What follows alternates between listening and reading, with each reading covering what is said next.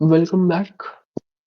In this lecture, we are going to see Marxist approach on post-colonial state.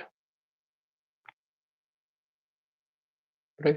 Marxist approach on post-colonial state. What this approach in essence is, what Marxism in essence is, Marxism basically analyzes the relations of exploitation between between two classes, of which one is exploited, other is exploiter.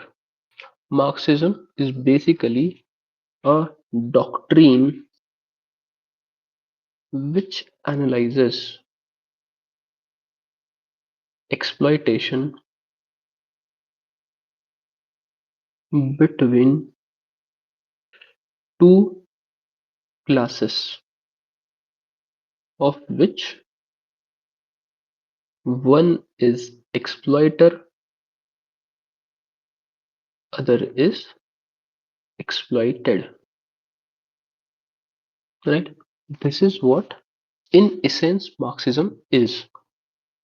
Now replace these classes with state, and you have Marxist approach on post-colonial state, right?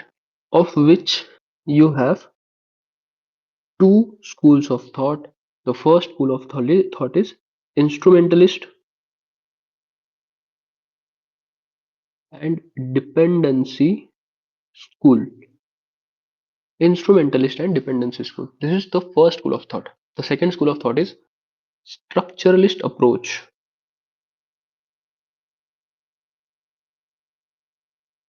or relative autonomy approach. Structuralist or relative autonomy approach. Right? We are going to understand First we are going to understand instrumentalist approach to post-colonial state, or dependency school approach to post-colonial state. So we were studying instrumentalist or dependency school approach to post-colonial states. In this school of thought, uh, in this school of thought, we will see how instrumentalism applies to and applies on state level. How dependency theory of Lenin applies on levels of state, right? Who are the exponents of this theory? A.G. Frank, A.G. Frank, Emmanuel Wallerstein, and Samir Amin, right? Emmanuel Wallerstein and Samir Amin. Where do these dependency school scholars or instrumentalist scholars find their inspiration in influence on them is of Lenin's theory of imperialism. Lenin's theory of imperialism, whereby Lenin has said that why revolution did not happen in capitalist state. Revolution did not happen in capitalist state because exploitation shifted to colonies. And why it is called as dependency school? Because colonies are dependent on dependent on their colonizers. Developing countries are dependent on developed countries, right? He says that, right, or the school of thought says that while colonization has ended, neocolonialism still continues, right? What is neocolonialism? Right? Colonialism is basically dependency of developing countries on developed world. This is why it is called as dependency pool, right? Because developing countries have dependency on developed world.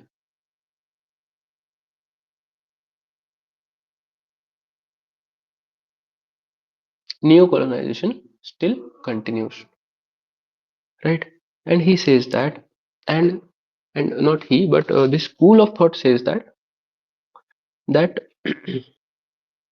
the school of thought says that societies of post-colonial states, post-colonial states or societies of post-colonial states are clientelist states. What do you mean by clientelist state?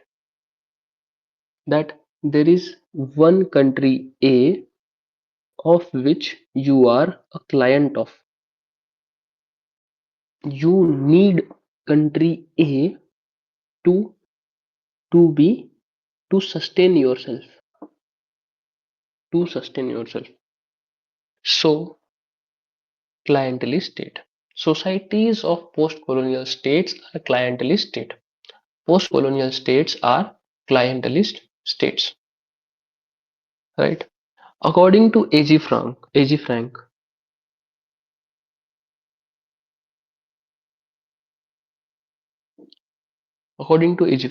there are two types of state. First type of state is metropolis, and second type of state is satellite. Metropolis states are core states, and satellite states are peripheral states. What does this mean? This means that at core developed you will find developed countries, and around it you will find bunch of developing countries which are dependent upon the core country. You will find bunch of countries to be dependent on bunch of satellite countries to be dependent on this metropolis, right? So the satellite states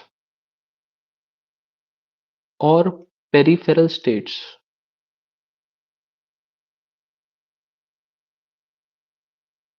satellite states or peripheral states work for metropolitan bourgeoisie,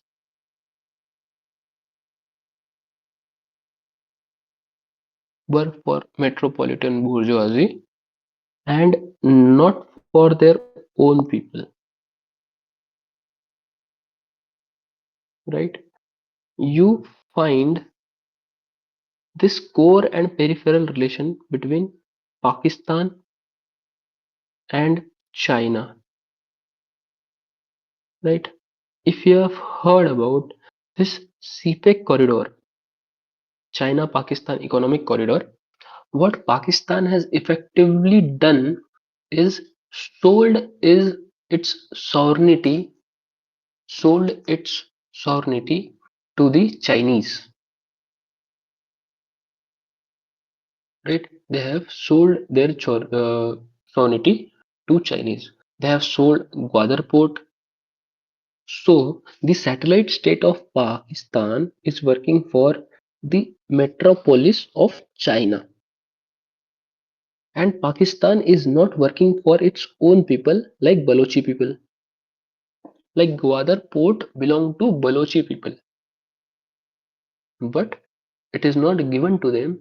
It is given to Chinese.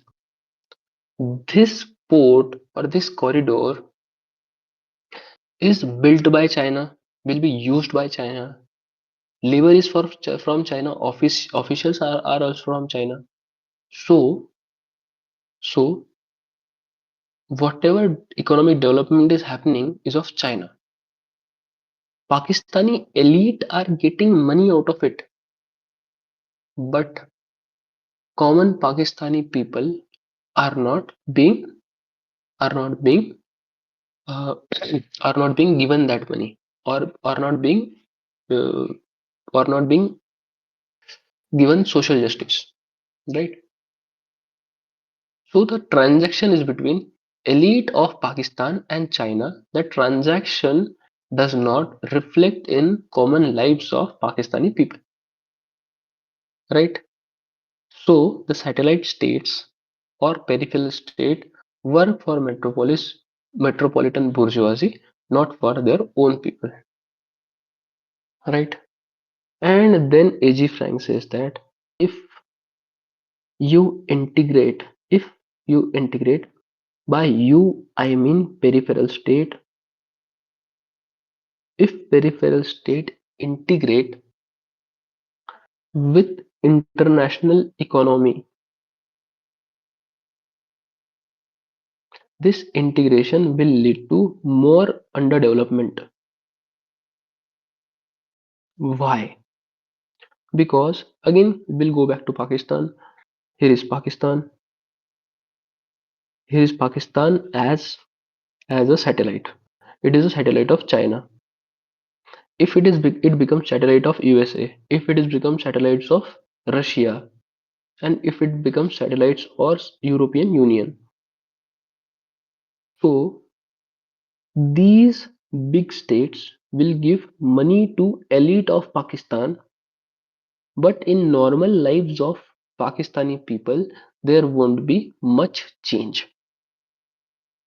So if Pakistani state integrate with the rest of the world, money will go in hands of Pakistani elite, not the common people of Pakistan.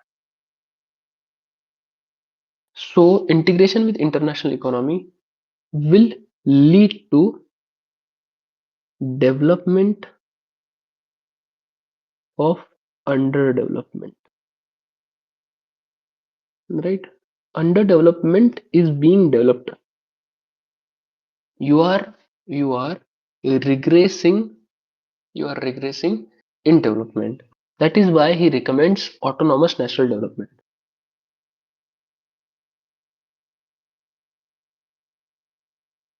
Autonomous national development. What does autonomous national development mean? That state should be atmanirbhar.